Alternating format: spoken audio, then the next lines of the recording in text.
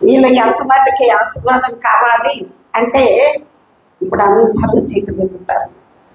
దీవెన ఎంతమందికి కావాలి అంటే అందరూ చేతులు ఎత్తుతారు. అవునా? ఎంతమందికి గద్దింపు కావాలి, ఎంతమందికి హెచ్చరింపు కావాలి అంటే ఎంతమంది ఎత్తుతారు చేతులు? మంచిది, చాలా సంతోషం. అంటే ఆశీర్వాదాలు ఎలా వస్తాయి? ఎప్పుడైతే మన జీవితాన్ని సరిచేసుకుంటామో, ఎప్పుడు దేవునికి ఇష్టంగా జీవిస్తామో, ఎప్పుడు దేవునికి మనము అనుకూలంగా జీవిస్తామో అప్పుడు మాత్రమే దేవుని ఆశీర్వాదాలు మనం పొందుకుంటాం కదా. కాబట్టి ఈరోజు దేవుడు మనకు ఒక హెచ్చరిక పాఠాన్ని నేర్పించబోతున్నాడు. ఈ హెచ్చరిక పాఠము ద్వారానే మన యొక్క ఆత్మీయ జీవితాన్ని సరిచేసుకొని కట్టుకొని దేవునికి మరింత దగ్గరగా దేవునితో మనము సరైనటువంటి సత్సంబంధాన్ని కలిగి ఉన్నప్పుడు మనం అడగకపోయినప్పటికీ కూడా దేవుడు మన కొరకు దాచి ఉంచినటువంటి ఆ మేలులను తప్పనిసరిగా మనము పొందుకుంటాము, అనుభవిస్తాము. అర్థమవుతుంది కదా? మంచిది.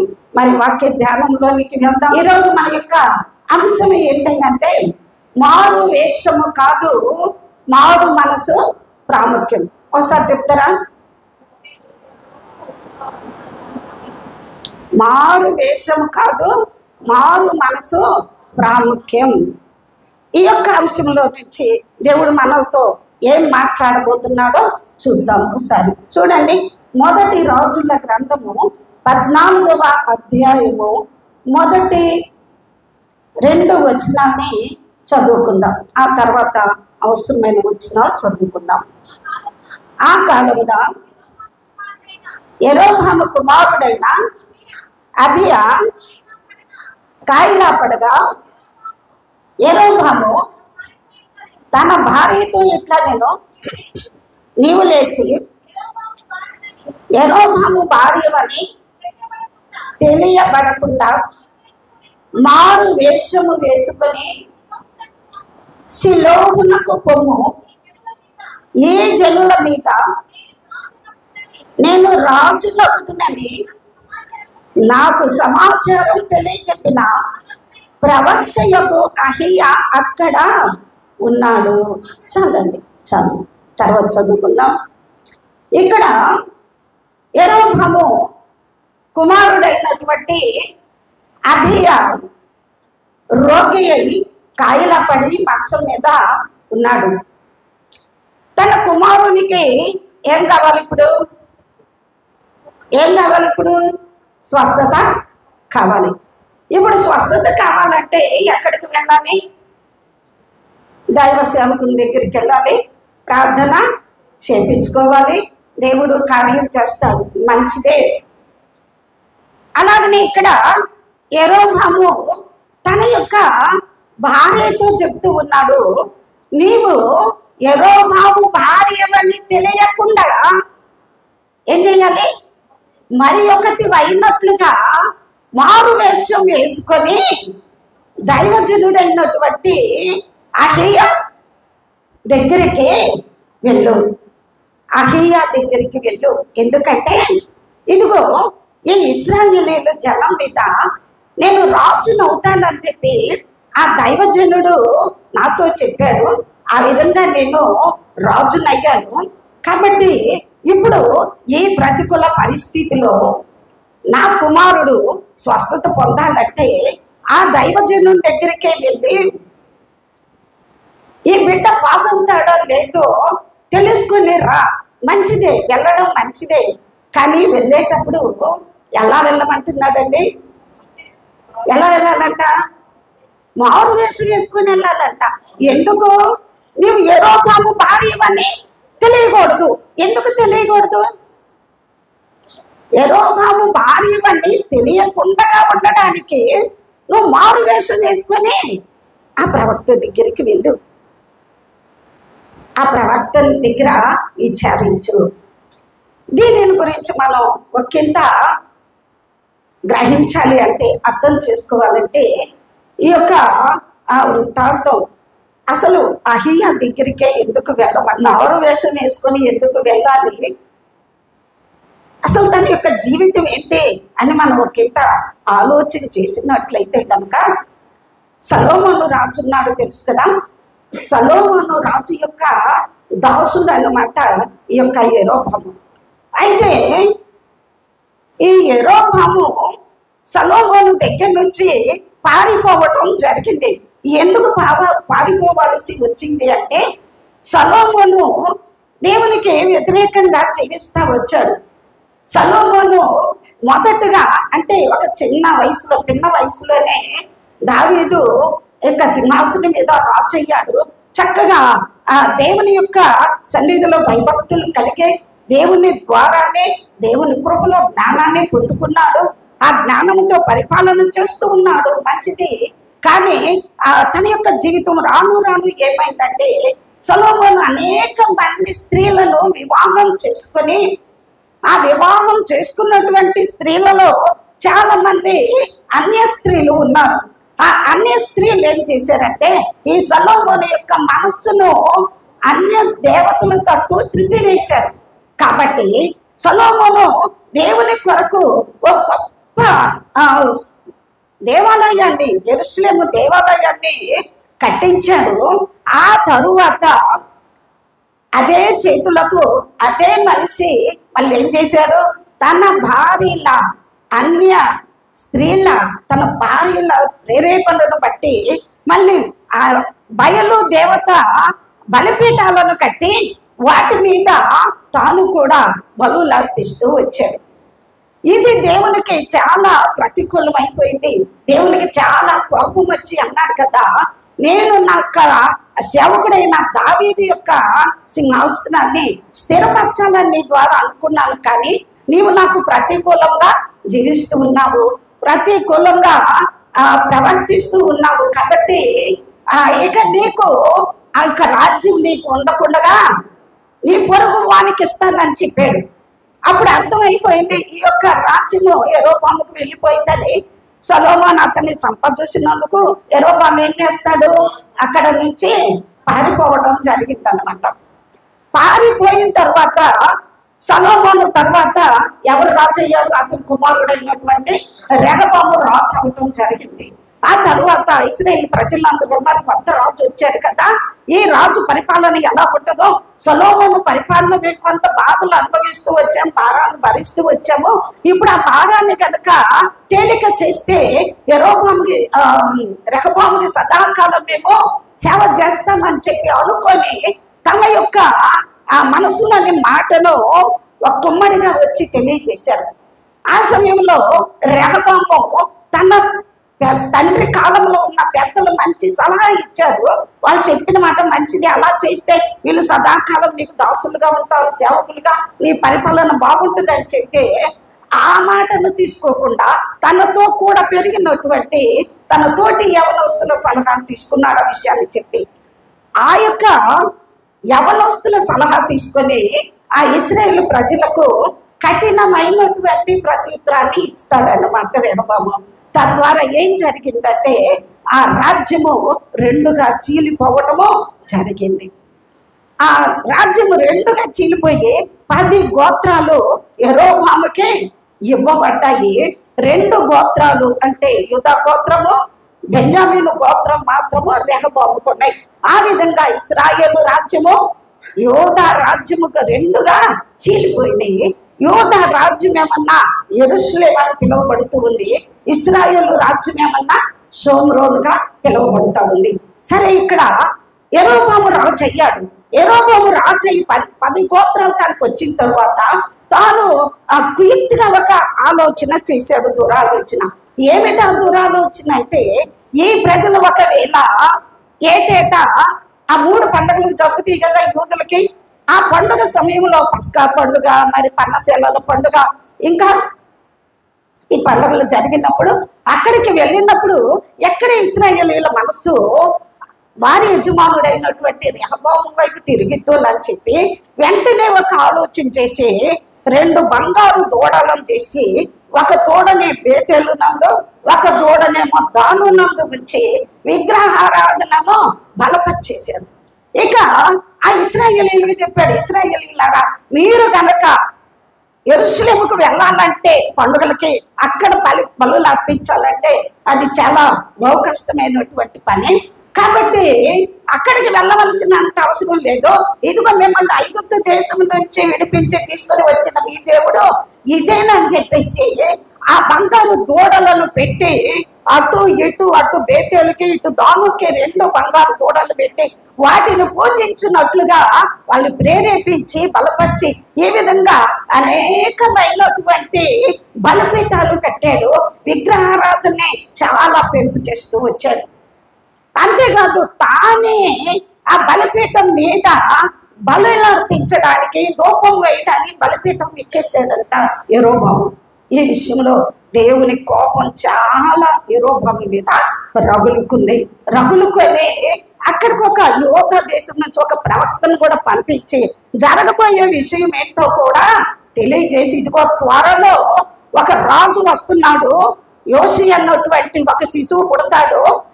ఇక బలిపీఠం మీద అంటే ఈ అన్య ఉన్నత స్థలాలైన బలిపీఠముల మీద ఏ యాజకులు అయితే బలులు అర్పిస్తూ వచ్చారో వాళ్ళందరి వారి శల్యములు వారి ఎముకలు మొత్తం పిండి చేసేసి ఆ వారి సమాధుల మీద బలిపీఠం మీద కాల్ చేస్తాడు అని చెప్పాడు.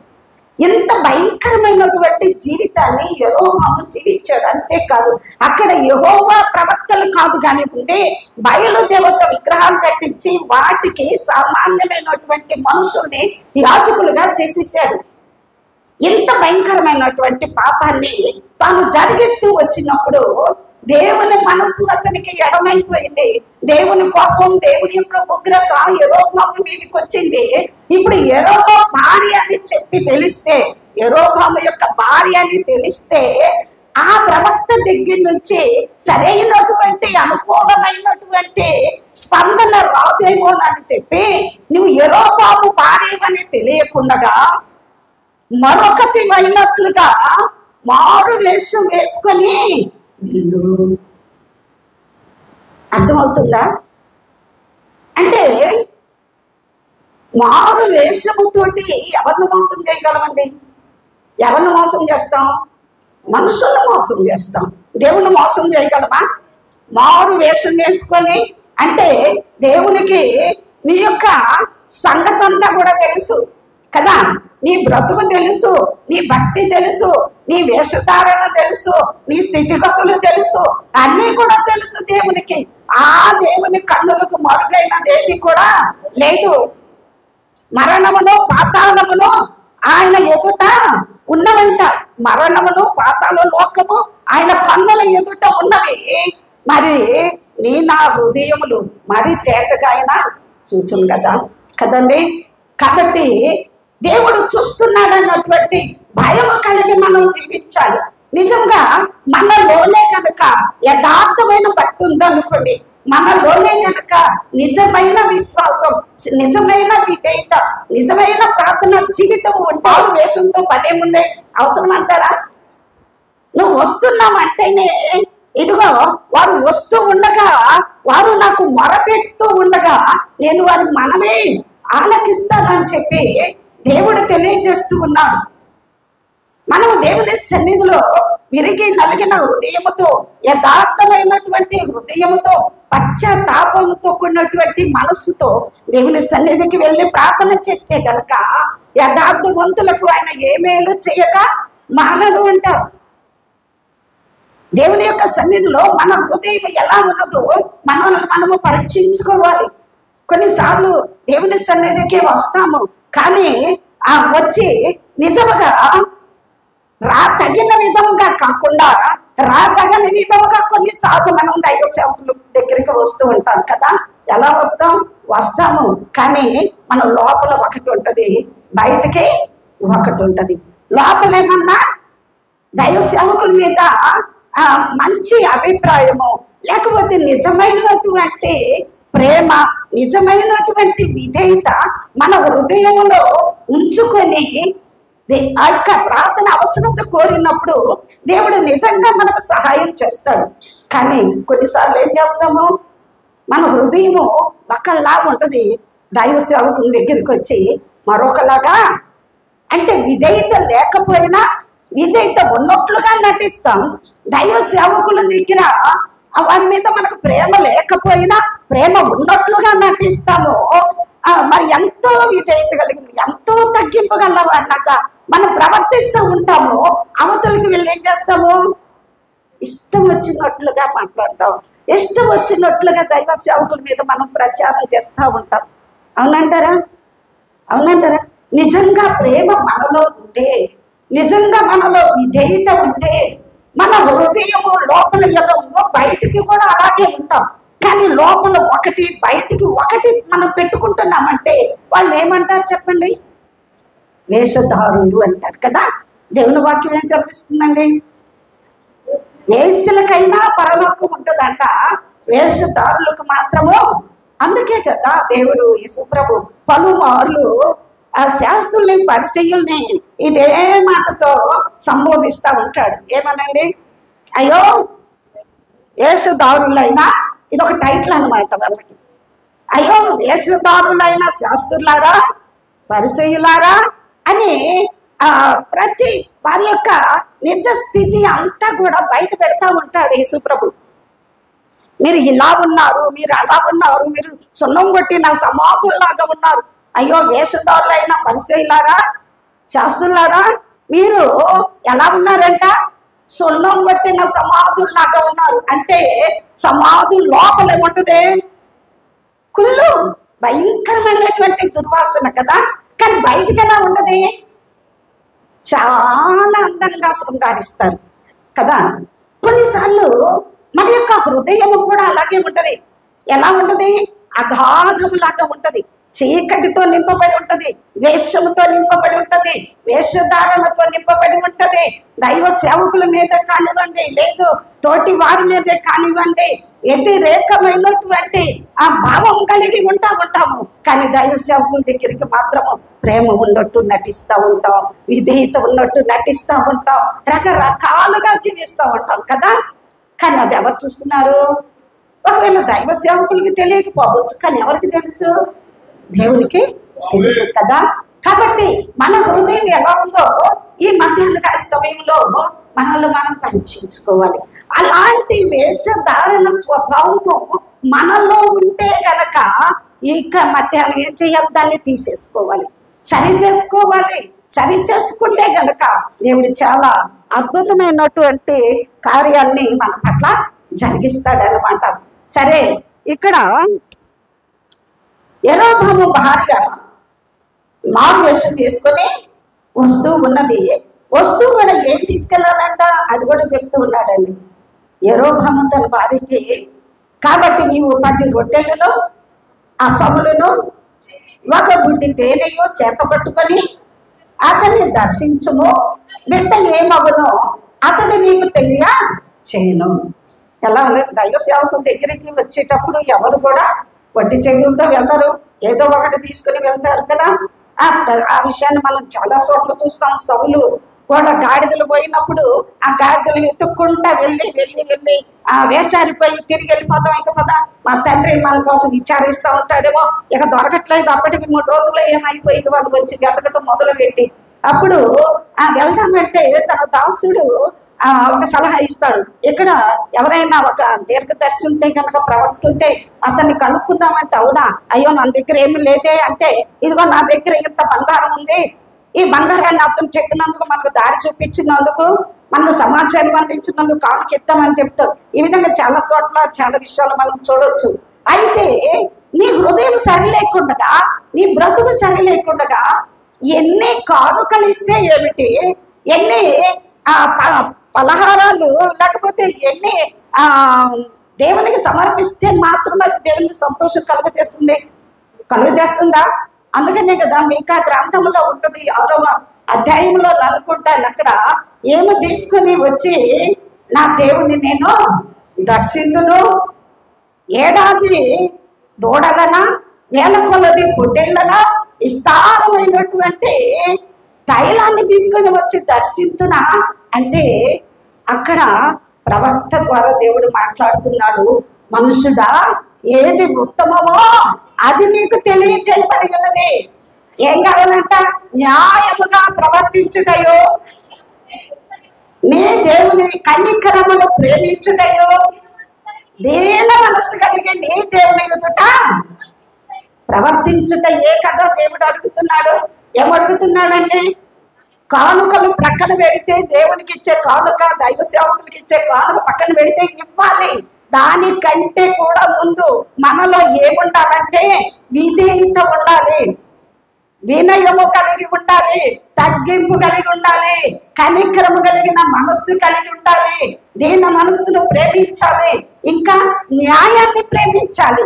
బయట మనం ఇష్టం వచ్చినట్లుగా జీవించేసి అన్యాయం చేసి, వాళ్ళకి అన్యాయం చేసి, వీళ్ళకి అన్యాయం చేసి, వాళ్ళకి కీడు చేసి, వీళ్ళకి కీడు చేసి, బయట మన ఇష్టానుసారంగా మనం బ్రతుకుంటా, దేవునికి అవమానకరంగా జీవిస్తా, ఏ కొంచెం కూడా మనల్ని చూసి దేవుడు సంతోషించేటువంటి ప్రవర్తన మనలో లేకుండగా నువ్వు ఎంత దేవునికి ఇస్తే మాత్రము దేవునికి సంతోషమా?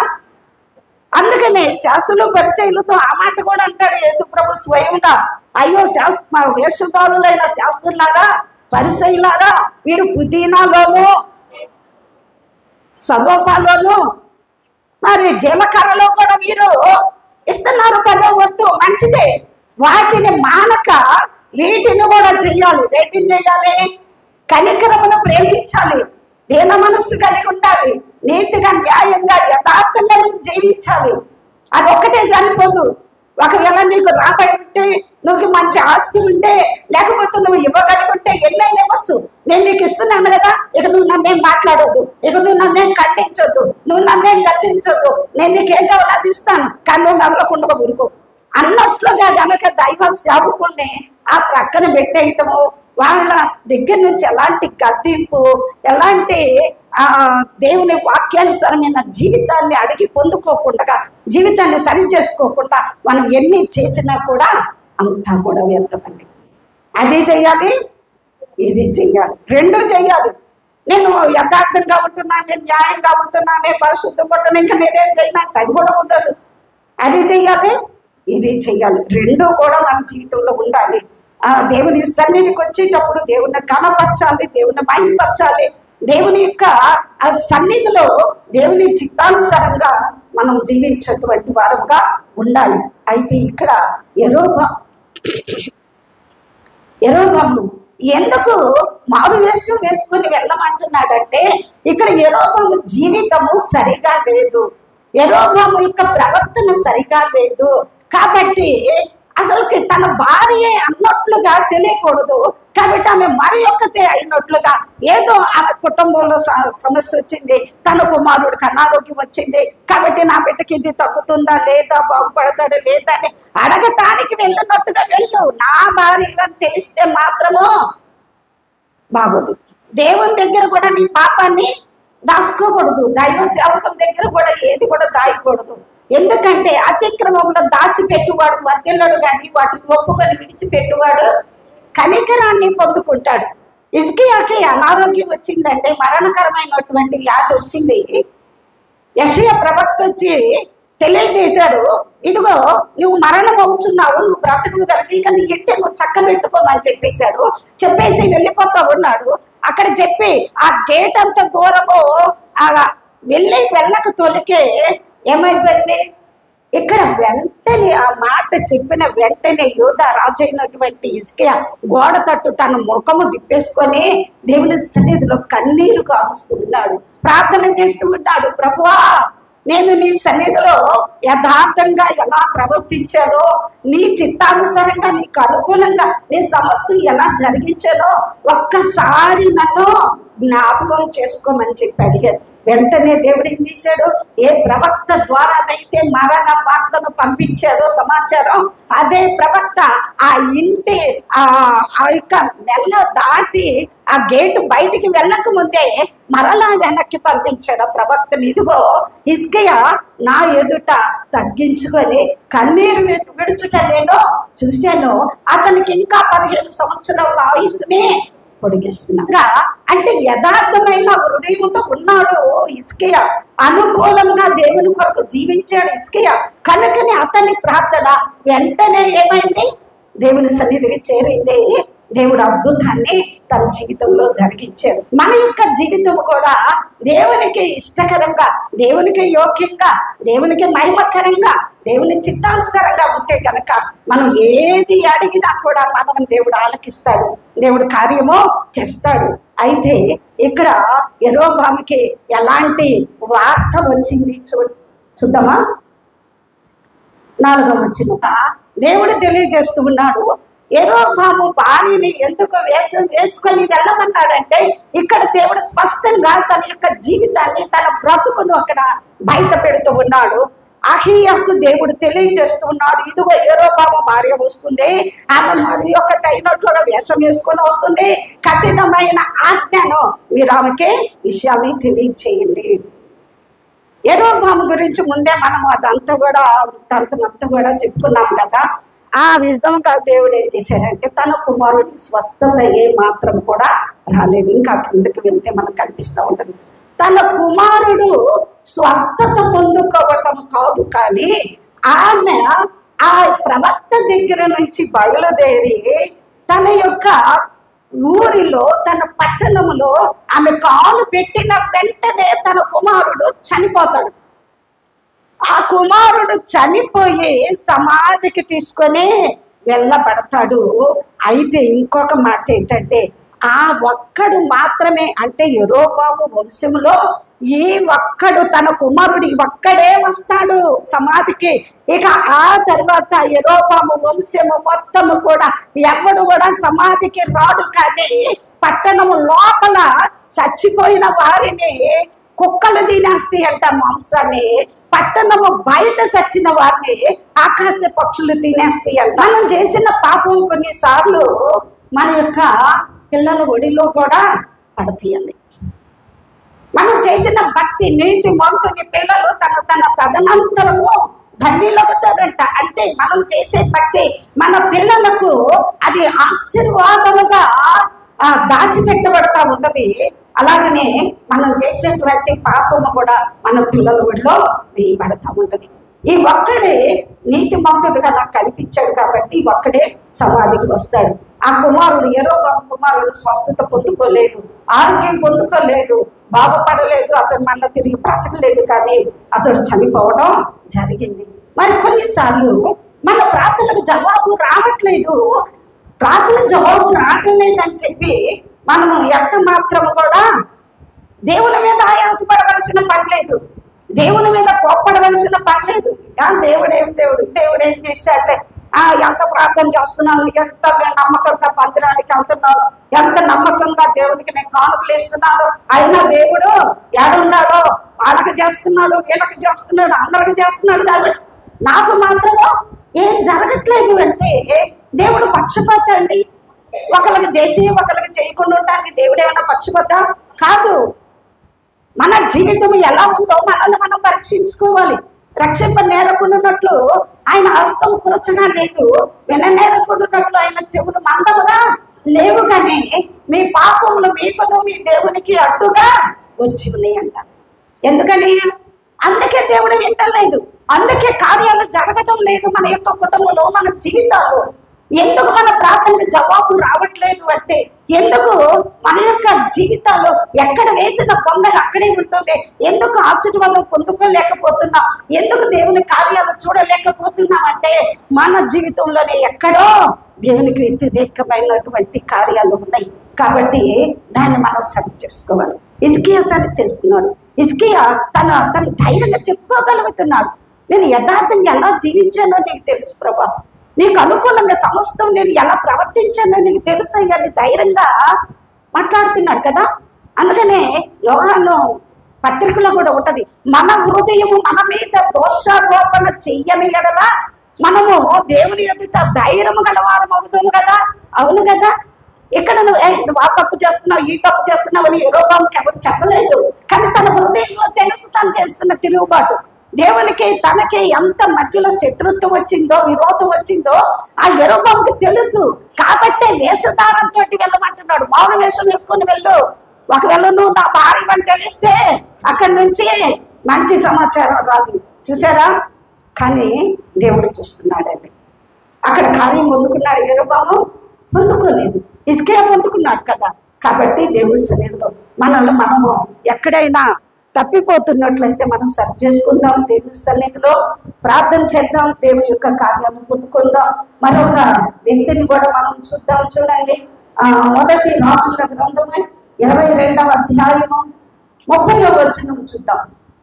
22:30. ఇక్కడ అహాబు రాజు, ఇశ్రాయేలు రాజు అయినటువంటి అహాబు, అతని జీవితం కూడా అలాగే ఉంది. ఏంటి, అన్య స్త్రీ అయినటువంటి యజబేలు వివాహం చేసుకుని ఆమె యొక్క చెప్పు చేతల్లో నడుచుకుంటా వస్తూ ఉన్నాడు. ఆమె ఏం చెబితే అది చేస్తున్నాడు. విగ్రహారాధన, సీదోను యొక్క ఆ దేశపు స్త్రీ, భయంకరమైనటువంటి విగ్రహారాధికురాలు, అన్య స్త్రీ. ఆమెను వివాహం చేసుకొని ఆమె యొక్క అడుగుజాడల్లో నడుచుకుంటూ ఆమె ఇష్టానుసారంగా భక్తి చేస్తూ, అన్య దేవతా భక్తిని చేస్తూ భయంకరమైన విగ్రహారాధన జరిగిస్తూ వచ్చాడు. అంతేకాదు, నీతిమంతుడైనటువంటి నాబోతును కూడా తన భార్య యొక్క ప్రేరేపణ ద్వారా ఏం చేశాడు, చంపించేశాడు. ఇలాంటి ఎన్నో. అంతేకాదు, తన భార్య అషేరా దేవత యొక్క ప్రవక్తలను పెట్టుకొని, బయలు దేవత ప్రవక్తలను పెట్టుకొని ఒక 400 మందిని, మరొక 450 మందిని, మొత్తం 850 మందిని అక్కడ ప్రవక్తలు పెట్టి పోషిస్తూ విగ్రహారాధన జరిపిస్తూ వచ్చారు. వారిని బట్టి ఇశ్రాయేలు ప్రజలు కూడా చాలా నలిగిపోతూ వచ్చారు కదా. 3.5 సంవత్సరాలు వర్షం కురవకుండా పోయింది. చాలా భయంకరమైనటువంటి పరిస్థితులు ఆ ప్రజలు కూడా ఆ నష్టాన్ని ఎదుర్కొంటూ వచ్చారు. ఇటువంటి పరిస్థితిలో ఆ దేవుని యొక్క కోపము అహాబు మీదకి కూడా వచ్చింది. అతనికి కూడా భయంకరమైనటువంటి శిక్షను వేయాలని చెప్పేసి అనుకున్నాడు. కానీ ఆ తర్వాత ఒకనొక దినాన అహాబు తను తాను తగ్గించుకొని పశ్చాత్తాపడి దేవుని సన్నిధిలో వేడుకుంటే ఆ టయానికి, ఆ సమయానికి దేవుడు తన కోపాన్ని ఆపుకున్నాడు. తన కుమారుడు కాలంలో చూపించవచ్చులే అని చెప్పేసి. అయినప్పటికీ కూడా తరువాత ఏం చేశాడు, రామోత్ గిలాద్ అనేటువంటి సిరియా దేశం మీదకి యుద్ధానికి బయలుదేరాడు. తన యొక్క వియ్యంకుడైనటువంటి యెహోషాపాతుని, ఆ యోధారాజైన యెహోషాపాతుని కూడా పిలిపించి, నేను రామోత్ గిలాద్ మీదకి యుద్ధానికి వెళ్తున్నాను, నాతో కూడా వస్తావా అంటే, వాళ్ళిద్దరి మధ్యలో ఉన్నటువంటి బంధుత్వాన్ని బట్టి ఏం చేశాడు యెహోషాపాతు, ఓకే నేను వస్తాను, నేను నీ వాడని, నా యొక్క సైన్యం నీదే, నా గుర్రాలు నీయే, నా రథాలు నీయే, నేను రెడీగా ఉన్నాను అని చెప్పి వచ్చేస్తాడు. వచ్చేసిన తర్వాత సరే, ఈ యెహోషాపాతుకు మాత్రం ఒక మంచి అలవాటు ఉంది. ఏ యుద్ధానికి వెళ్తున్నా కూడా దేవుని దగ్గర విచారించి దేవుని మాట తీసుకొనే ఏ పనైనా చేస్తాడు. అలాగన వాళ్ళ యుద్ధానికి బయలుదేరే సమయంలో చెప్పాడు కదా, సరే ఇప్పుడు మనం దేవుని దగ్గర విచారణ చేద్దాము, దేవుడు ఏం చెప్తాడో తెలుసుకుందాం అంటే, అహాబు దగ్గర ఎవరు, అందరూ అన్య దేవతల యొక్క ప్రవక్తలే ఉన్నారు. వాళ్ళందరినీ పిలిపిస్తే వాళ్ళందరూ చెప్పారు, వెళ్ళు, దేవుడు నీకు తోడుగా ఉన్నాడు, సిరియాలో నీకు చేతికి అప్పగిస్తాడు, నువ్వు విజయాన్ని సాధిస్తామని చెప్పి వాళ్ళందరూ కూడా ప్రవచిస్తా వచ్చారు. అయితే అదేమి కూడా తృప్తినివ్వలేదు యెహోషాపాతుకి. తృప్తిని లేదు కాబట్టి దేవుని యొక్క ప్రవక్తల్లో వీళ్ళైనా ఉంది, ఇంకెవరు లేరా ఇక్కడ అని అంటే, ఉన్నాడు ఒకడున్నాడు. ఎవరో మీకాయా అనేటువంటి ఒక ప్రవక్త ఉన్నాడు. కానీ అతడు మాత్రం నాకు ఏదైనా సరే అనుకూలంగా చెప్పడు. ఏం చేస్తాడు, నాకు ఎప్పుడు కూడా ప్రతికూలమైనదే, నాకు ఎప్పుడు వ్యతిరేకమైనదే చెప్తాడు. కాబట్టి అతని యందు నాకు ఇష్టం లేదు, కానీ పగ కలిగి ఉన్నానంటే.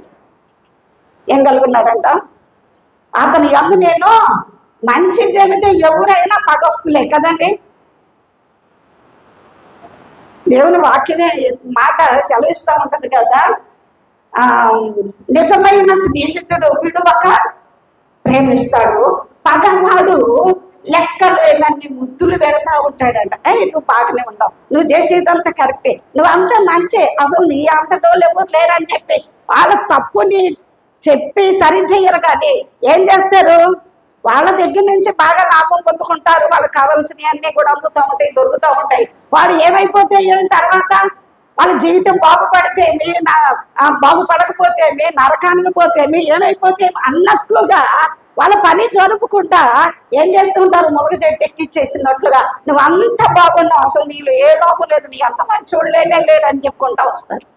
అదే మంచి స్నేహితుడు అయితే ఏం చేస్తాడు, రై నువ్వు కరెక్ట్గా లేదురా, నువ్వు మాట్లాడే మాట సరి కాదు, నువ్వు వెళ్ళే మార్గం సరిది కాదు, అసలు నువ్వు చేసేది మంచిది కాదు, నువ్వు మార్చుకో, నువ్వు సరి చేసుకో అని చెబుతావు. కానీ వాళ్ళ మీద ఇష్టం ఉండదు. ఎవరి మీద ఇష్టం? మాయ మాటలు చెప్పే వాళ్ళ మీద మాత్రం చాలా ఇష్టపడతాం కదా. నేటి దినాల్లో చాలా మంది ఉన్నది ఉన్నట్లుగా ప్రకటించే బోధకులు అంటే కూడా చాలా మందికి ఇష్టం ఉండదు. నిజాన్ని ప్రకటించేటువంటి బోధకులు నిన్ను ఖండించి, నిన్ను గద్దించి, నీకు బుద్ధి చెప్పి, నిన్ను మంచి మార్గంలో నడిపించి, నిన్ను పరలోకంలో నిలబెట్టాలన్నటువంటి తపన కలిగి నీ కొరకు ప్రయాసపడేటువంటి సేవకులు అంటే చాలా మంది విశ్వాసాలకు ఇష్టం ఉండదండి. కానీ వాళ్ళు ఎంత భయంకరమైనటువంటి పాపంలో జీవిస్తున్నప్పటికీ, వాళ్ళు ఎంత తిరుగుబాటు కలిగిన వారైనప్పటికీ, వాళ్ళు ఎంత పాపంలో మునిగి తేలుతూ కొట్టుకొని పోతున్నప్పటికీ వాళ్ళను గురించి ఇంత కూడా చెప్పకుండా ఏం చేస్తారు, నువ్వు చాలా బాగున్నావు, నువ్వు మంచోడివి, అసలు నువ్వు అది ఇది అట్ట ఇట్ట అని చెప్పి వాళ్ళ దగ్గర నుంచి ఏం చేస్తూ ఉంటారు, లాభాన్ని గుంజుకుంటా ఉంటారు.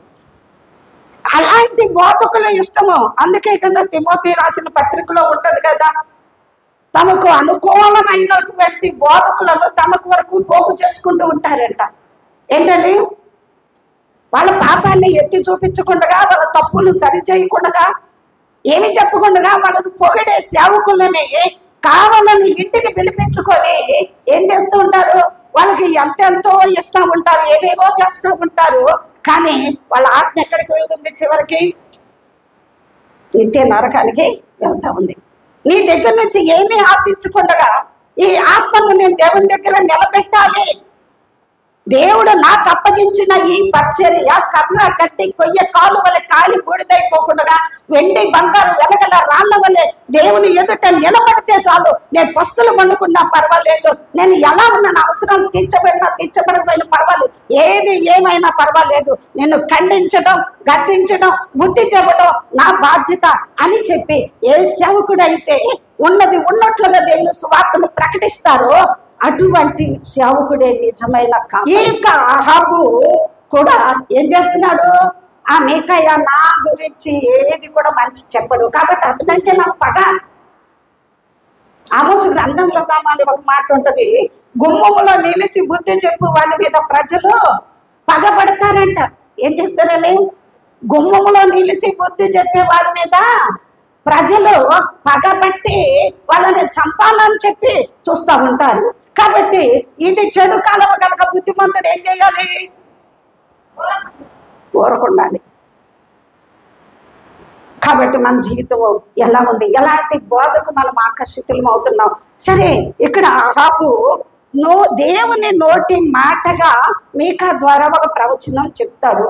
సరే, నువ్వు పిలవమంటున్నావు కాబట్టి, నువ్వు కోరుకుంటున్నావు, నాకైతే ఇష్టం లేదు, నువ్వు పిలవమంటున్నావు కాబట్టి పిలుస్తాను, వెళ్ళి ఆ మీకాయని తీసుకొని రండి అంటే ఆ మీకాయ వచ్చి చెప్తాడు, ఇశ్రాయేలు ప్రజలు కాపరులు లేని గొర్రెల వలె చెదరిపోయి ఉన్నారు, కాబట్టి యుద్ధం లేదు, గిద్దం లేదు, ఎవరింటికి వాళ్ళు సమాధానంగా వెళ్ళాలని చెప్పి దేవుడు చెల్లిస్తున్నాడంటే, అదుగో చెప్పానా, వీళ్ళందరూ ఏమన్నా వెళ్ళు నీకు విద్యాపిస్తారని చెప్పి నా దగ్గర ఉన్న ఈ ప్రవక్తలందరూ చెబుతూ ఉంటే వీడు చూసావా ఏం చెబుతున్నాడు, యుద్ధం లేదు, ఏం లేదు, సమాధానం ఇంటికి వెళ్ళమని చెబుతున్నాడు.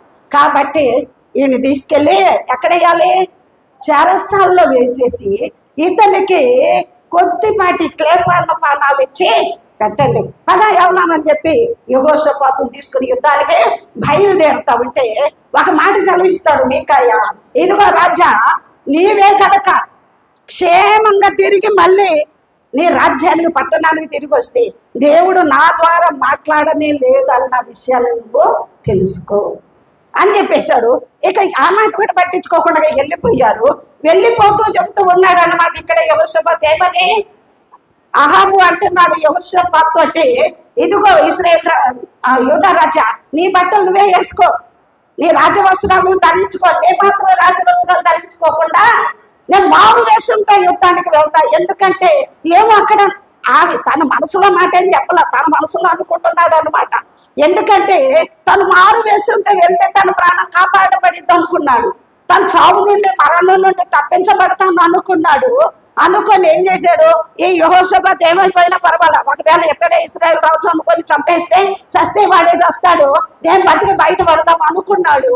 అనుకొని ఏం చేశాడు, నీ వస్త్రాలను వేసుకో, నువ్వు ఉన్నవాడు ఉన్నట్టుగానే రాజుగారా, నేను మాత్రము మారు వేషంతో వస్తానని చెప్పి ఆ విధంగా మారు వేషం వేసుకొని వెళ్ళారు. వెళ్ళి అక్కడ యుద్ధం ఘోరంగా జరుగుతూ ఉంది.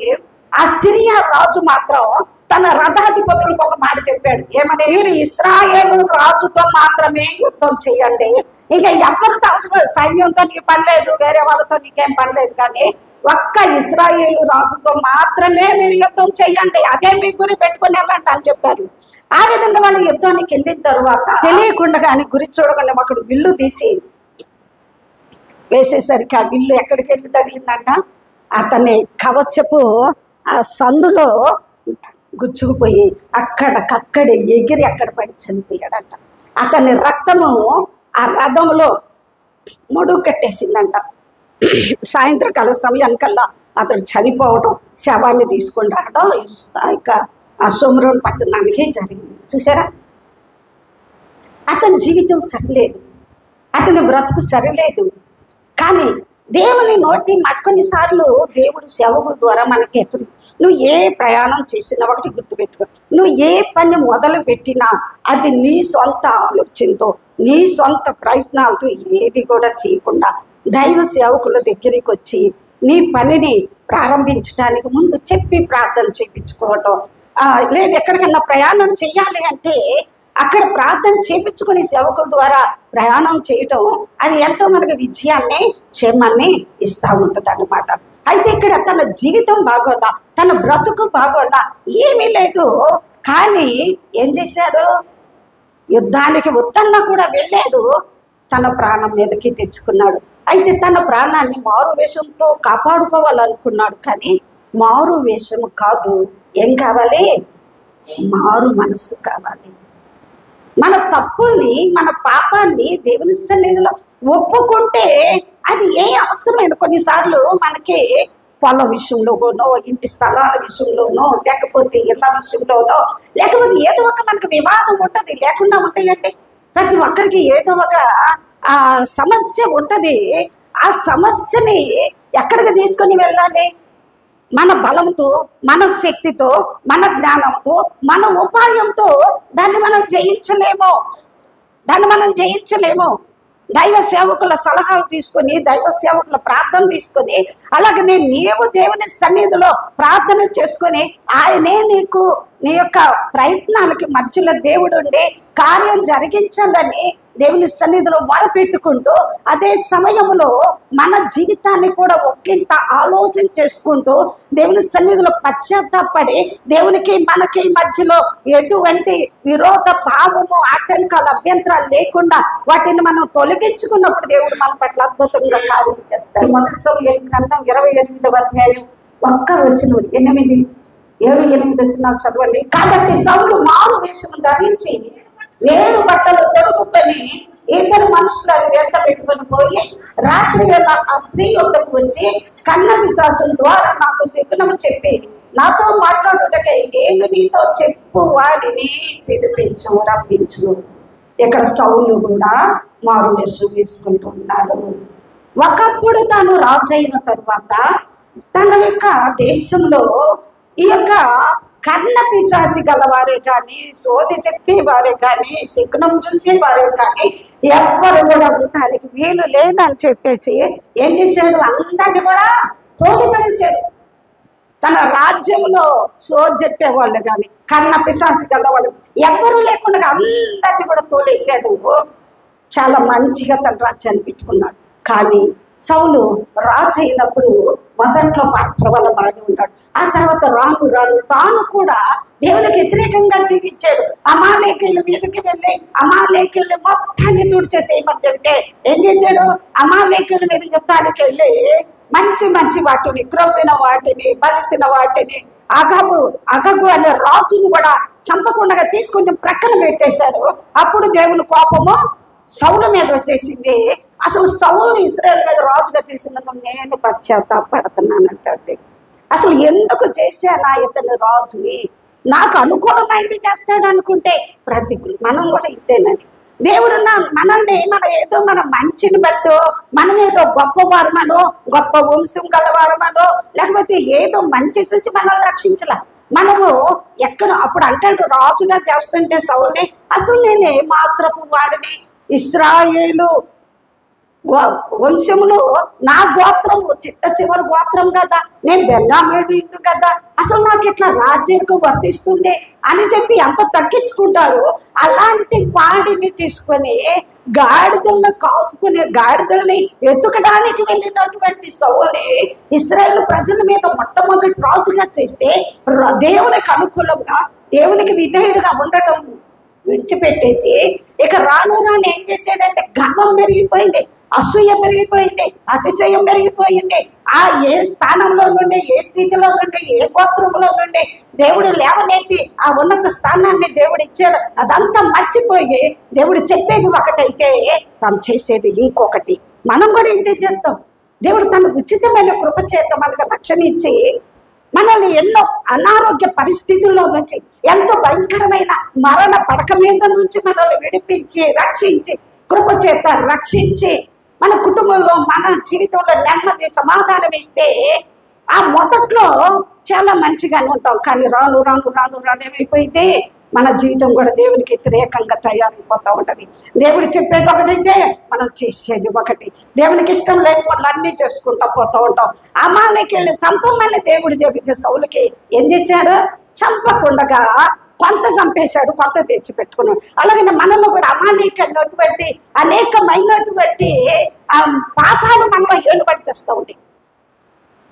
దేవుడు చెబుతూ ఉన్నాడు, నీలో ఏ పాపము ఉండటానికి వీలు లేదు. నీ పాపాలన్నిటిని వాడు ఏం చేసేయాలి? సంహరించేసేయి, తుడిచేయాలంటే మనం ఏం చేస్తాం? ఒక విషయంలో మంచిగా ఉంటాం, మరికొన్ని విషయాల్లో మాత్రము మన ఇష్టం జరిపించుకుంటా ఉంటాం. కొన్ని విషయాల్లో దేవుడు చెప్పినట్లు చేస్తాం, మరికొన్ని విషయాల్లోనేమో మన ఇష్టాన్ని జరిపించుకుంటూ ఉంటాం. అది దేవునికి మాత్రం కూడా ఇష్టము లేదు. కొన్నిటిని చంపాడు, కొన్నిటిని తీసుకొచ్చి పెట్టేశాడు. దేవుడు ఒకటి చెబితే తాను ఇంకొకటి చేస్తా వచ్చాడు. దేవుని కోపం వచ్చింది. అంతేకాదు ఆ గొల్యాతును చంపినప్పుడు దావీదు మీద కూడా అతనికి ఏమొచ్చేసింది? అసూయ వచ్చేసింది. ఆ అసూయ ఎప్పుడైతే వచ్చిందో అతనిలోకి ఏమొచ్చేసింది? దురాత్మ వచ్చేసింది.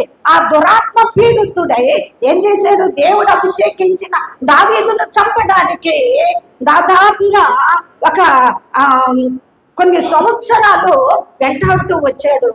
ఆ తరువాత దేవునికి శుభ్రంగా దూరం అయిపోయాడు. అపవాది చేత మాత్రమే ఎలుబడి చేస్తా ఉన్నాడు. కూర్చున్నా, లేచినా, పండుకున్నా ఏంటి తన ఆలోచన అంతా అసూయ. దావీదును చంపాలి, దావీదును చంపాలి. నెమ్మది లేదు, మనశ్శాంతి లేదు. దురాత్మ చేత పీడించబడతా ఉన్నాడు. ఏం చేస్తున్నాడు? మంచి వారికి కీడు కీడు కీడు కీడు చేయటానికి తన యొక్క సమయం అంతా కూడా ఖర్చు పెడతా వచ్చాడు. ఆ తర్వాత ఫిలిస్తీన్లు వచ్చి ఆ రాజ్యం మీద, ఇశ్రాయేలీయుల మీద యుద్ధానికి వచ్చినప్పుడు ఇప్పుడు శ్రమ వచ్చిందిగా, ఇప్పుడు బాధ వచ్చిందిగా, కష్టం వచ్చిందిగా. ఇప్పుడు ఎక్కడికి వెళ్ళాలి? ఎక్కడికి వెళ్ళాలి? మన దేవుని దగ్గరికి వెళ్ళాలి కదా. మనం చేసేవన్నీ చేస్తాము, మళ్ళీ మన కష్టం అన్నాడు ఏం చేస్తాం? ఎక్కడికి వెళ్తాం? మళ్ళీ దేవుని దగ్గరికి వెళ్తాం కదా. అలాగనే దేవుని దగ్గరికి వెళ్ళాడు. ఇప్పుడు దేవుని దగ్గరికి వెళ్ళి దేవుని దగ్గర విచారిస్తే కళల ద్వారా కానీ, దర్శనాల ద్వారా కానీ, ఊరిమి ద్వారా, తుమ్మిం ద్వారా, దేని ద్వారా దేవుడు ప్రత్యుత్తరం ఇవ్వట్లేదంట. ఎలా ఇస్తాడు? నువ్వు దేవునికి ఇష్టంగా జీవిస్తే కదా, దేవుని చిత్తాన్ని నెరవేరుస్తూ ఉంటే కదా, దేవునికి అనుగుణంగా జీవిస్తే కదా నీ ప్రార్థన దేవుడు ఆలకించడానికి. మరి ఎక్కడ దేవునికి వ్యతిరేకంగా జీవిస్తున్నాడు? దేవుడు ఎడబాసాడు, దేవుడు విడిచిపెట్టేశాడు. ఇప్పుడు దేవుడు మాట్లాడట్లా, సమాధానం ఇవ్వట్లా ప్రార్థనకి. అప్పుడు ఇంకెక్కడ ఎవరు మిగిలారు? ఇంకా ఎవరు మిగిలారు? కన్నా పిశాచి మిగిలింది. ఇక అంతే కదా. వెళ్తే దేవుడి దగ్గరికి వెళ్ళాలి, లేకపోతే సాతాను. ఇప్పుడు దేవుడు వదిలిపెట్టేశాడు, దేవుడు సమాధానం ఇవ్వట్లేదు.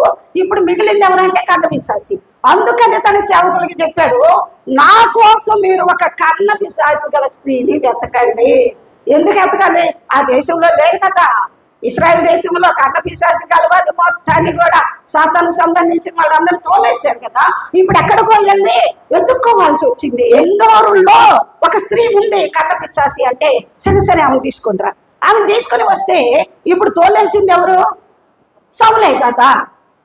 ఇప్పుడు ఎట్లా వెళ్ళాలి? రాజుగా వెళ్తే ఆమె దొరికిద్దా? పారిపోయింది అక్కడి నుంచి. అందుకని ఏం చేశాడు?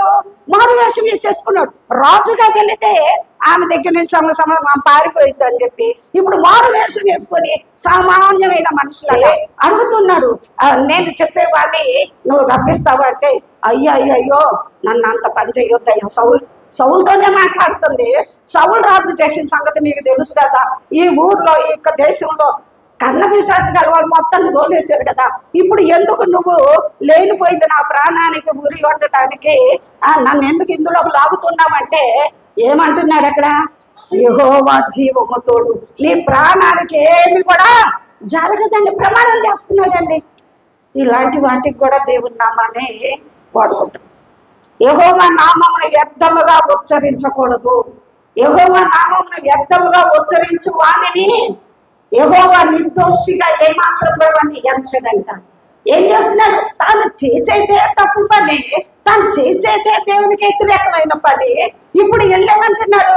నీ ప్రాణానికి ఏమి కాదు, యెహోవా జీవంతోడు, నీకేం కాదు, నేను ప్రమాణం చేస్తున్నా, కానీ నువ్వు నాకు అవసరమని చెప్పేసి అంటున్నాడు. కొన్నిసార్లు ఇంతే చేస్తామంటాం. దేవుని మాటను కూడా ఉపయోగించుకొని తప్పులు చేసే వాళ్ళు ఎంతో మంది ఉన్నారండి. అలాంటి భయంకరమైన పరిస్థితి కూడా మనుషుల్లో ఉంటుంది. ఆ మాట చెబితే సరే అలాగైతే నువ్వు నాకు హామీ ఉండవు కాబట్టి, భరోసా ఇచ్చావు కాబట్టి ఎవరిని పిలవాలో చెప్పంటే చెప్పాడు. నా పలానా మనిషి కాదు, ఎవరు కనిపించారో చెప్పంటే దేవతల్లో ఒకడు పైకి వస్తున్నాడు. అతడు సమూయేలే అనుకొని ఏం చేస్తున్నాడు? ఇక అతడు సమూయేలు కాదు వచ్చేది పైకి. అంటే ఒక కన్నపిశాసి మాటకు లోబడి సమూయేలు భక్తుడు, దేవుని భక్తుడు పైకి వస్తాడని మాత్రము నేను అనుకోవట్లా, మీరు కూడా అనుకోరు అనుకుంటున్నా. సమూయేలు పైకి రాడు. సమూయేలు పేరు చెప్పుకొని సాతాను వచ్చి భ్రమపరుస్తూ ఉంటది అంతే కదా. అయితే వచ్చి ఏం చెప్పింది? మంచి పలికిందా? తనకి ఇంకా భయంకరమైనటువంటి, రేపు నువ్వు యుద్ధానికి వెళ్తావు, యుద్ధంలో ఓడిపోతావు, నువ్వు నీ కుమారులు మీరందరూ కూడా రేపు నాతో పాటే పాతాళంలో ఉంటారు అని చెప్పేసి ఇంకంతే. అప్పుడు దాకున్న ఏదో కొంచెము నెమ్మది కూడా ఇప్పుడు ఏమైపోయింది? పోయింది. భయకంపితుడై బలహీనుడైపోయి కూలబడిపోయాడు. చాలా మంది ఇంతే. దేవుని సన్నిధిలో కనిపెట్టకుండా, దేవుని కార్యం కొరకు వేచి ఉండకుండా, దేవుడు ఆ ఆయుసు ఆ సమయం కూడా ఎందుకు ఇచ్చాడు అంటే, నువ్వు పశ్చాత్తాపడితే నిన్ను స్వస్థపరచాలి, నీ ఆయుసును పొడిగించాలి, నువ్వు బాగుపడాలని దేవుడు ఆ మంచంలో కూడా ఉంచుతున్నాడు. ఆ మంచంలో ఉన్న సమయంలోనైనా పశ్చాత్తాపడితే దేవుడు మరలా తిరిగి కనికరించి బ్రతికించడానికి సమర్థుడు దేవుడు కదా. కానీ ఆయన కార్యం చేసేదాకా ఉండకుండా తొందరతోటి, లేకపోతే కుటుంబ సభ్యులు తొందరతోటి చెయ్యకూడదు అన్నీ చేసేసి అతి త్వరగా వాళ్ళు ఏం చేస్తూ ఉంటారు? సాగనప్పుతూ ఉంటారు. భయంకరమైన పరిస్థితి. ఇక్కడ సౌలు పరిస్థితి కూడా అదే అయ్యింది. ఏమైపోయాడు? చివరికి యుద్ధానికి వెళ్ళాడు. యుద్ధంలో తన కుటుంబం అందరూ కూడా చనిపోతుంది. మేలు జరగలేదు. దీన్ని బట్టి మనము నేర్చుకునే హెచ్చరిక పాఠం ఏంటంటే, వాళ్ళకి లాగా మనం ఉండకూడదు. అర్థమవుతుందా? వాళ్ళు చేసినట్లుగా మారు వేషాలు వేయకూడదు, హృదయాన్ని కఠినపరచుకోకూడదు. దేవునికి అయిష్టమైనటువంటి పనులు, దుర్మార్గపు పనులు, అన్యాయపు పనులు, ఎదుటి వారికి కీడు చేసేటువంటి పనులు, దేవునికి ఇష్టం లేని కార్యాలు మన జీవితంలో ఎక్కడ కూడా ఉండకూడదు. ఒకవేళ ఎక్కడైనా ఉంటే వాటిని సరి చేసుకుంటే కనుక దేవుడు తప్పకుండా మన జీవితాలని బాగు చేస్తాడు, ఆశీర్వదిస్తాడు. కాబట్టి ఈ సమయంలో ఈ ముగ్గురే కాదు, ఇంకా మనం చెప్పుకుంటే అననీయ సెప్పినాళ్ళు కూడా దైవ సేవకులు మోసం చేసేసారు కదా, అది కావడమే. అంతేకాదు యెహోషువ కాలంలో గిబియోనీయులు కూడా మేము దూర ప్రాంతం నుండి వచ్చామని చెప్పి అక్కడ కూడా మోసం చేసేసి ఏం చేశారు? తమ ప్రాణాలు కాపాడుకోవాలనుకున్నారు, కానీ వాళ్ళు తర్వాత వెట్టి సాకిరి వాళ్ళకి తప్పలేదు. ఇలాంటి ఎన్నో జరుగుతూ ఉంటాయి. సాతానుడు కూడా ఏం చేశాడండి? వెలుగుదూత వేషం వేసేసుకుని భ్రమపరుస్తూ ఉంటాడు. అందుకనే యేసుప్రభు అంటాడు కదా, నిజమైన వెలుగు ఉండేలో అది లోకములోనికి వచ్చి ఆ ప్రతి మనుషుని వెలిగిస్తుంది. నిజమైన వెలుగు ఉందంటే అబద్ధమైన వెలుగు ఉందని కూడా అర్థము. ఆ అబద్ధమైన వెలుగు ఎవరు? అపవాది. నిజమైన అపోస్తుల వేషము అబద్ధ అపోస్తులను వేసుకొని, అంటే నిజమైన సేవకులకి చెడ్డ పేరు తెచ్చేలాగా అబద్ధ బోధకులు, అబద్ధ సేవకులు కూడా బయలుదేరి వాళ్ళ స్వలాభం కొరకు ఎన్నెన్నో తప్పుడు పనులు చేస్తూ ఉంటారు. వాళ్ళని బట్టి మంచి వాళ్ళకు కూడా చెడ్డ పేరు వచ్చేస్తూ ఉంటుంది. అవునంటారా? వాళ్ళు చేసే అంటే వాళ్ళ సేవకులే, వీళ్ళు కూడా సేవకులే. వాళ్ళు చేసే చెడ్డ పనిని బట్టి అందరిని ఏం చేస్తారు? ఒకే గట్టి కట్టేసి మాట్లాడుకుంటూ ఉంటారు కదా, సేవకులు అందరూ ఇంతే కావాలి. అప్పుడు నిజమైన సేవకుల మనసు చాలా నొచ్చుకుంటూ ఉంటుంది, చాలా బాధపడి ఎందుకు ఇలా చేస్తున్నారు వీళ్ళు అని చెప్పి అనిపిస్తూ ఉంటుంది. కాబట్టి అక్కడ పౌలు భక్తుడు అంటాడు, ఇదేం ఆశ్చర్యం కాదు, సాతానుడే తానే వెలుగుదూత వేషం వేసుకొని అనేకులను మోసం చేస్తున్నాడు. కాబట్టి అబద్ధ పోస్తులు నీతి పరిచారకుల వేషం వేసుకోవడంలో ఆశ్చర్యమేమీ లేదు అంటాడు అనమాట. కాబట్టి ఈ రోజుల్లో నిజమైన సేవకులు ఎవరు? అబద్ధ సేవకులు ఎవరు? నిజమైన బోధకులు ఎవరు? అబద్ధ బోధకులు ఎవరని వెరియ సంఘస్థుల్లాగా మన జ్ఞానము కలిగే వివేచన ఆత్మ కలిగి మనము నడుచుకున్నప్పుడు మన ఆత్మీయ జీవితాలు ఎంతగానో ఆశీర్వదించబడతాయి. కాబట్టి మారు వేషము కాదు, ఏమిటి ప్రాముఖ్యం? మారు వేషం కాదు, మారు మనసు ప్రాముఖ్యం. రోమీయులకు రాసిన పత్రిక 12వ అధ్యాయము అక్కడ వ్రాయబడి ఉంటది కదా, మీ మనసు మారి రూపాంతరం అవ్వటం వలన ఏం చేయాలి? మీ మనస్సు మారి రూపాంతరము కావాలి. దేవుని చిత్తం ఏదో తెలుసుకొని దేవునికి అనుకూలమైన సజీవ యాగముగా మీ ప్రాణ ఆత్మ శరీరాలు దేవునికి సమర్పించుకొని దేవుని చిత్తానుసారంగా జీవించాలి. ఈ వేషధారణ వంటి జీవితము మా శాస్త్రులు పరిచయులు లాగా, ఇదిగో మనం చెప్పుకున్న ఆహాబు లాగా, లేకపోతే యెరోబాము లాగా, లేకపోతే ఇంకా ఎవరు ఇశ్రాయేలు రాజు అహాబు, సౌలు, వీళ్ళందరూ కూడా మారు వేషాలు వేశారు. జీవితం సరిలేదు. అటువంటి జీవితం మనలో ఉంటే మనల్ని మనము సరి చేసుకోవాలి. దేవుని సన్నిధిలో పశ్చాత్తాపడాలి. పశ్చాత్తాపం ఒక్కటే మార్గం దేవుని యొక్క కార్యాలు పొందుకోవడానికి. 2వ కొరింథీ పత్రిక 5వ అధ్యాయం 10-11 వచనాల్లో ఉంటది, దైవ చిత్తానుసారమైన దుఃఖము రక్షణార్థమైన మారు మనసు కలుగ చేయను. ఆ దుఃఖము మనకేం కలుగ చేయదంటే మరణాన్ని పుట్టించదు. పశ్చాత్తాపంతో నువ్వు విరిగి నలిగిన హృదయముతో దేవుని సన్నిధిలో కన్నీరు గార్చి ప్రార్థన చేస్తే ఇప్పటి వరకు జరగని కార్యాలు, మూలబడిపోయిన కార్యాలు అన్ని కూడా యేసు నామములో ఇప్పుడే జరుగును కాక. హల్లెలూయా. దేవుడు నీ జీవితంలో అద్భుతం చెయ్యాలని, దేవుడు నీ పట్ల కార్యాలు జరిగించాలని దేవుడు చూస్తూ ఉన్నాడు. కాబట్టి అటువంటి విరిగి నలిగిన హృదయముతో పశ్చాత్తాపంతో దేవుని సన్నిధికి వెళ్ళాలి. జక్కయ్య అప్పటి వరకు దుర్మార్గంతో, అప్పటి వరకు మోసంతో జీవిస్తూ వచ్చాడు. కానీ యేసయ్యను చూసి తన ఇంటికి చేర్చుకున్నప్పుడు ఏం మార్చుకున్నాడు? తన మనసును మార్చుకున్నాడు. యేసు మార్చుకోలేదు. ఏం మార్చుకున్నాడు? తన మనసు మార్చుకున్నాడు. అప్పటి వరకు ఎంతో అన్యాయస్తుడుగా ధన పిశాచి కాబట్టి ప్రజలను తోసుకున్నవాడు. కానీ ఎప్పుడైతే యేసయ్య తన ఇంటిలో అడుగు పెట్టాడో వెంటనే ఏమైంది? తనకు మారు మనసు వచ్చేసింది, పశ్చాత్తాపం వచ్చేసింది. దేవుడు చెప్పకుండానే, ఇదిగో ప్రభువా, నేను ఎవరి దగ్గరనైనా అన్యాయంగా ఏదైనా దోసుకుంటే వారికి ఏం చేస్తాను? 4 వంతులు మళ్ళా తిరిగిస్తాను. అంతేకాదు నా ఆస్తులు సగము భాగము పేదలకు పంచిపెడతా. హల్లెలూయా, హల్లెలూయా. మారు వేషం కాదు. ఏం అవసరం అండి మనకి? మారు పశ్చాత్తాపం, మారు వేషం కాదు, మారు మనస్సు మనకే కావాలి. ప్రభువైన యేసుక్రీస్తు తన సువార్తల్లో తెలియజేస్తున్నాడు, బాప్తిసం ఇచ్చే యోగాన్ని మీరు మారు మనస్సుకు తగిన ఫలాలే ఫలించండి, లేకపోతే చెట్టు వేరున గొడ్డలి పెట్టబడి ఉన్నది, నరకబడి ఏం చేయబడింది? అగ్నిలో వేయబడుతుంది. కాబట్టి మన ఆత్మీయ జీవితాన్ని సరి చేసుకుందాం. దేవుని సన్నిధిలో మారు వేషాలు, వేషధారణతో ఇంకా ఇప్పటి వరకు మన జీవితాన్ని కొనసాగిస్తుంటే ఇంకా ఎంతకాలం అండి? ఇంకా ఎంతకాలము ఈ వేషధారణ జీవితాన్ని, వేషధారణ బ్రతుకు మనం కలిగి ఉంటాం. యథార్థమైన జీవితాన్ని జీవించుతాం.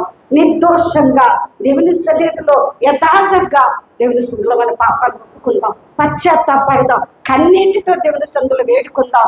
ఆ పాపం మన అడ్డు కూడా తొలగిపోతుంది. నీ మారు మనస్సుకు తగినటువంటి ఆశీర్వాదాన్ని, ఆ పశ్చాత్తాపానికి తగినట్లుగా సుంకరి దేవుని సన్నిధికి వెళ్ళి పశ్చాత్తాపడి ప్రార్థన చేస్తే అతడు నీతి మంతుడుగా తీర్చబడ్డాడు. జక్కయ్య పశ్చాత్తాపడి తన తప్పును ఒప్పుకుంటే ఏం చేయబడ్డాడు? రక్షణ వచ్చింది. అబ్రహాము కుమారుడిగా ఎంచబడ్డాడు. అటువంటి మారు మనసు దేవుడు మనకందరికీ దయచేయను కాక. అటువంటి పశ్చాత్తాపం దేవుడు మనకందరికి కూడా దయచేయను కాక. ఇప్పటి వరకు మనలో ఉన్న మారు వేషధారణ జీవితం మనలో ఉంటే యేసు నామములో ఇప్పుడే దాన్ని తొలగించుకుంటాము కాక. దేవుడి మాట దీవించును కాక. ప్రార్థనలోకి వెళ్దాం.